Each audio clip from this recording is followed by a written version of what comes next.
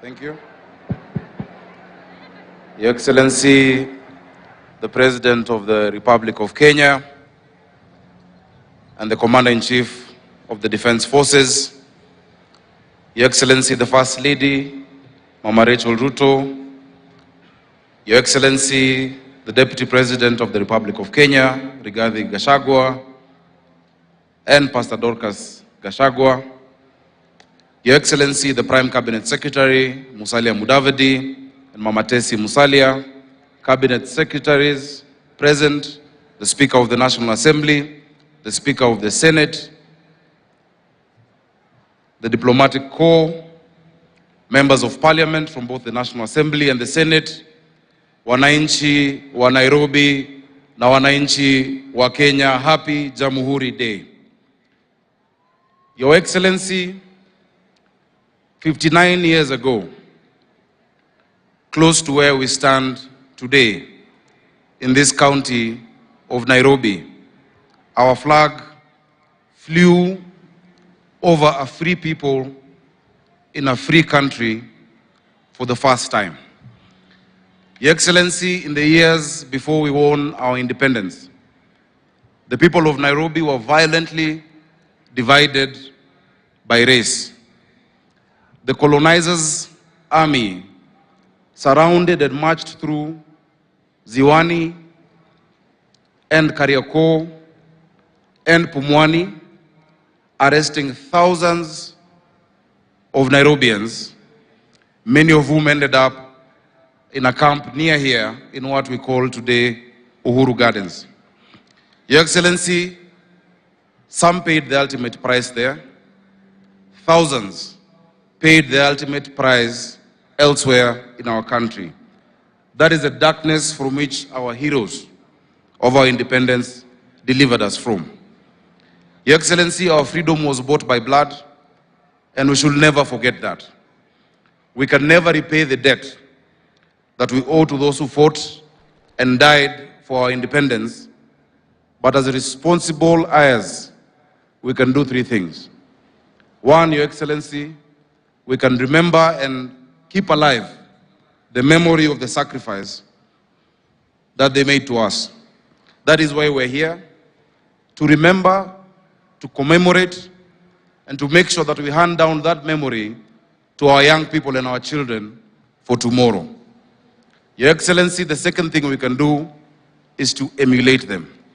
They took risks, they were patriotic, they came together across the tribal divide without the technology that today we celebrate, but they were resilient and steadfast. That spirit must always remain with the people of Kenya. And Your Excellency, thirdly, we can complete the work that they began. They laid the foundation that we must build on, and we must build a house that is worthy of the foundation that they built. Your Excellency, continuing that work goes hand in hand with the theme of today, of ICT and innovation. Even as we welcome our guests from the Silicon Valley, we want to tell them that Nairobi and Kenya is the Silicon Savannah of Africa. Your Excellency, this country may not be endowed as much as others in terms of gold and minerals and oil. Our greatest asset is our people. Our greatest asset is not below the ground. Our greatest asset is above the ground. It is our young people. Your Excellency, the investment that you're putting into the digital superhighway will go a long way in unlocking the potential of these great people of Kenya. Even as we review our curriculum, we realize that today we're in a global economy powered by information, driven by knowledge. The young people in Sigalagala must not be prepared to compete with young people of Singore in Elgeyo Marakwet, but with young people of Singapore. The young people in Machakos are not being equipped to compete with young people in Makueni, but the young people growing up in Manhattan, in New York. This is a global village, and we must give them the tools that they require to compete. Which is why, Your Excellency, and we congratulate you, in less than 100 days you've launched the Hustler Fund. That should enable our people and all of those of us in government to know that we should not preoccupy ourselves just with those with millions of shillings in their accounts, but those with millions of ideas in their minds. That is the country that you lead and that we represent today. Your Excellency, as we complete the work and as we continue the work that was started by those who've been there before us, we must ensure that we live true to their dream of a country self-governed and not a country that goes into disorder and anarchy. And I want to thank you and the national government for supporting the Nairobi County government in restoring order in Nairobi.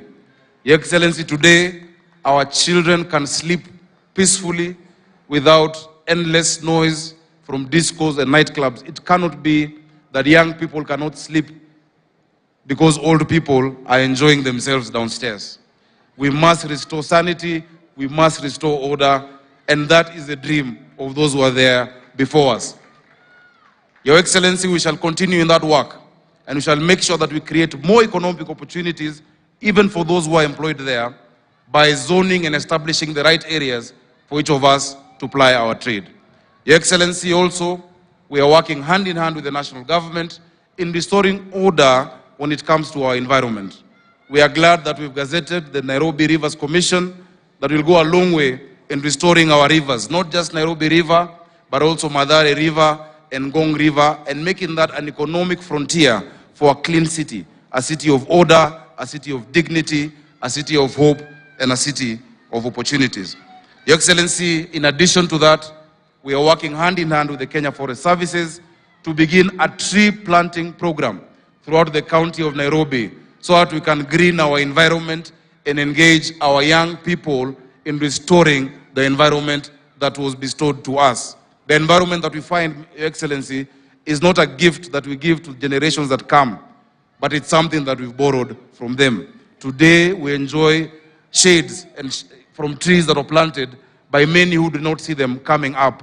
Let us provide that for generations to come. Finally, Your Excellency, as Governor of Nairobi, I want to offer you and the people of Kenya an early Christmas gift. You have seen the great creativity that has been displayed here. You have seen our arts, our ICT, you have seen our musicians. We want to welcome you to the first ever Nairobi Festival that begins today at Uhuru Park, that has been newly refurbished. There we're celebrating our arts, we're celebrating our culture. Our creative economy has the potential of being a mega employer. If you look at Nigeria, Nollywood is the second biggest employer after agriculture. We have that in us. Our young people have talent. We are showcasing 16 films from today and documentaries shot by young people in Nairobi over this week period. And Your Excellency will also enjoy the food and the vibe of Nairobi County. We want to welcome you. Your Excellency, finally, it is my privilege and my honor to, at this point, Your Excellency, invite the Deputy President of the Republic of Kenya to make his remarks on this Jamhuri Day. Karibu sana.